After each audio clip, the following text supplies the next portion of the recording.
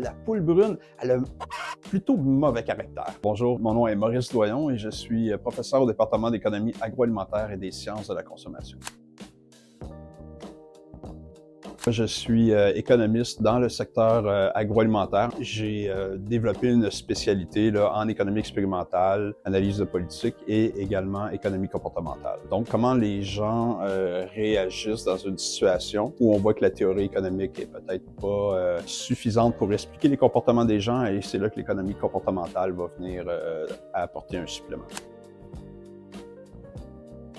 Je travaille actuellement sur un projet où on s'intéresse à l'œuf brun. Je ne sais pas si vous le savez, mais l'œuf brun, il provient d'une poule qui est brune, et puis l'œuf blanc, il provient d'une poule blanche. Le problème qu'on a, c'est qu'au Québec ou au Canada, en fait, tous les œufs biologiques sont bruns. Mais la poule brune, elle est beaucoup moins productive que la poule blanche. Ça veut dire qu'elle prend plus d'espace, elle consomme plus de nourriture, elle prend plus d'énergie pour produire moins d'œufs. Alors, si on s'intéresse à l'œuf biologique, normalement, on veut avoir une empreinte carbone la plus faible possible. Et à ce compte-là, on serait nettement mieux avec une poule blanche. Donc, les œufs bio devraient être blancs. Pourquoi est-ce que ce n'est pas le cas?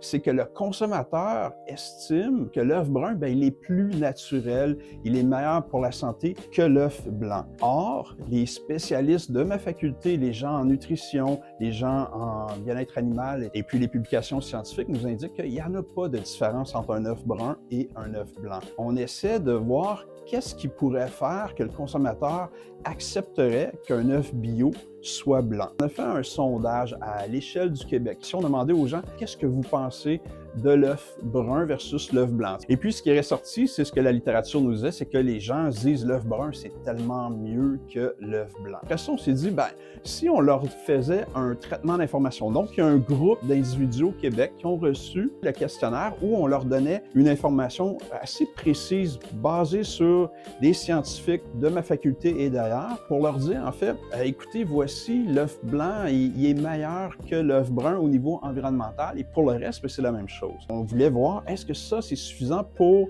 les faire changer d'avis sur leurs achats? Alors, les résultats, c'est que les gens ont réagi très, très fortement à l'information. L'information, c'est suffisant pour les faire changer d'avis. La prochaine étape, c'est comment on diffuse cette information-là. Une chose que je ne vous ai pas dite encore, c'est que la poule brune, elle a plutôt mauvais caractère.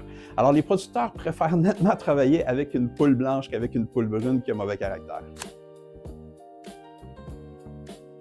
Mon souhait pour l'avenir, j'espère qu'on va avoir des étudiants là, qui sont allumés, qui sont vraiment intéressés par le secteur agroalimentaire, parce que vous savez, tout le monde mange à tous les jours, c'est un secteur qui génère beaucoup de choses, qui a beaucoup de technologie dedans, et dans lequel on peut faire toutes sortes de trucs, là, de nouvelles sciences vraiment intéressantes. Donc, j'espère que les jeunes vont continuer à être intéressés là, envers ce secteur-là.